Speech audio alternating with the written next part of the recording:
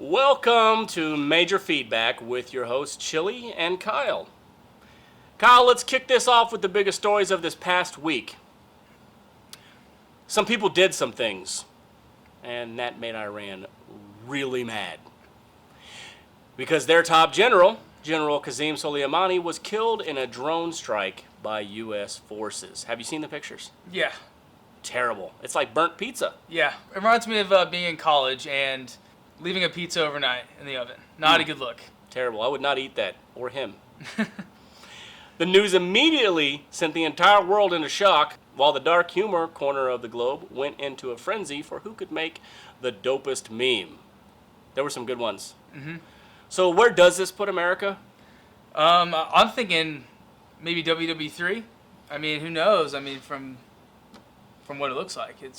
So you're getting drafted. Whoa! I'm getting drafted? Yeah, absolutely. It's based off of your birthday.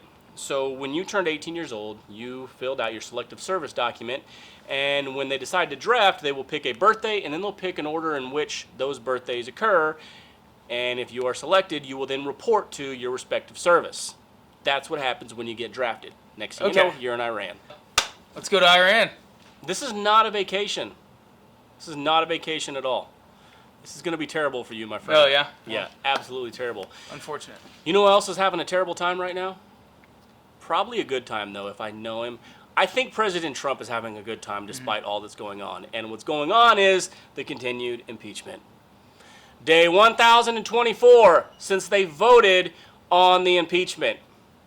Actually, I don't know how long ago it was. All I know was when they voted for it, I was so young that I was actually attractive to Adam Schiff. I was that young. Yeah. Now, Representative Pelosi has yet to turn over the impeachment documents to Senate as both Republicans and Democrats are positioning themselves. Do you know what positioning means? Don't answer that because it has nothing to do with a back alley and has everything to do with public relations. It is a term meaning that they do not want to become a savage meme later for something that they say now. Very similar to when last spring Nancy Pelosi said that she did not want to proceed with the impeachment without bipartisan support from both Republicans and Democrats. Yet, here we are. It's a terrible look. Yeah, Terrible Nancy Pelosi, great woman. Oh my She's God, the best. I just threw up in my mouth hearing you say that. That's awful. She should be forced to live in her own district. It's a terrible look. She's a terrible look. The impeachment's a terrible look. But you know what's a worse look than that? What was that? Your picks this last weekend in the NFL. You know, I have a lot to say about that. I think 0 for 4, not a good week. But the NFL, it was drunk this week. And we're going to start by talking about the Texans and the Bills. And the Bills, you know, they controlled the game until the fourth quarter. They led 16-0. Deshaun Watson came back and turning out being a good victory. But there's one play that really shows out from a lot of the other plays, and that's, you know, Josh Allen's run play. This guy, I love him. I love his grittiness, but him trying to lateral it was absolutely absurd. And you know, it sucks to see the, you know, Bills Mafia in this season. And it really does. No more circling the wagons for the Bills Mafia. No more broken tables. No more broken tables. That is a terrible end to a season. And I do agree with your love of Josh Allen. You have a pink jersey with his number on it. He's the best.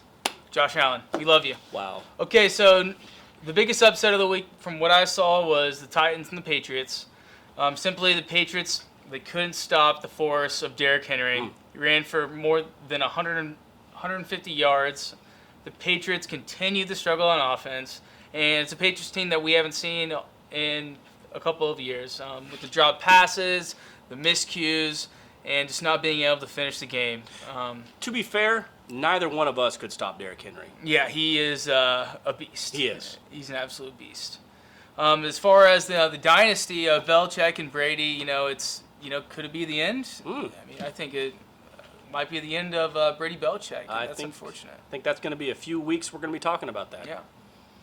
So next game, the Vikings and the Saints. So I'll start off by saying the Saints, they didn't play well this week.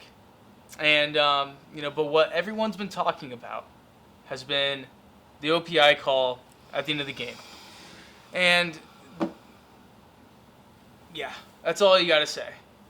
And so the language says if a player has initiated contact to separate from a defender, the play is a pass interference. Has me worried about what's going on in New York with Al Riveron and the senior vice president of officiating. I think he absolutely stinks, and the NFL needs to fix this in the offseason. Should they fire him? Yeah, throw him in the alleyway. He's a cat. Nobody wants to see him. Under the bus, into the alleyway.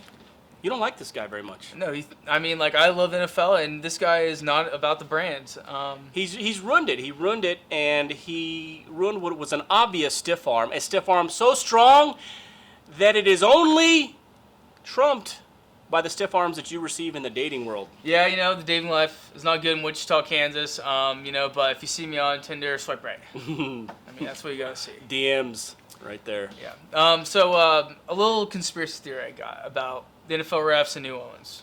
You see Bourbon Street. You think, well, maybe they might have, drank a little bit. You think they're saucing it up? I think they're saucing it up. This is a party for them. So I think that's something to look at. I think it's hearsay and a little bit circumstantial, but I believe it holds up in court because the evidence is there. Okay. All right. You're a lawyer now. Yeah, I am. All right. While they're partying in New Orleans, I know for a fact that there will be a team named the Tigers that will actually be partying in just a few days. This LSU team, Ed Ogeron, Joe Burrows. This is the team. This is the team this year. They've been absolutely dominant all season. They fought a lot more battles than the Clemson Tigers have fought all year. And I think this is the bet of the century. Put your mortgage on the LSU Tigers -5.5. I'm willing to bet it all on it. And I think I'm willing to say I will jump into my frozen pond in my backyard that the LSU Tigers will win. Do you think? What do you think about this? You feel strongly, but today we have learned that you are willing to not only go to Iran, but you are willing to jump in a frozen lake. A lot of stuff's happening. A lot of stuff's happening in your life. This is what happens when you don't date, Kyle. Yeah. You end up in Iran and frozen ponds. Mm-hmm. You need a hobby, my friend. Yeah. I will take you on that bet because I believe so strongly in the Clemson Tigers and that they are the team of the decade. They have defeated Alabama as being that team, and they are ready to catapult themselves into the next decade as again being the team of that decade. And I will take you on that bet. I believe by 3. Okay. Well, we're going to find out. Thanks for listening. Thanks for listening. This has been Major Feedback.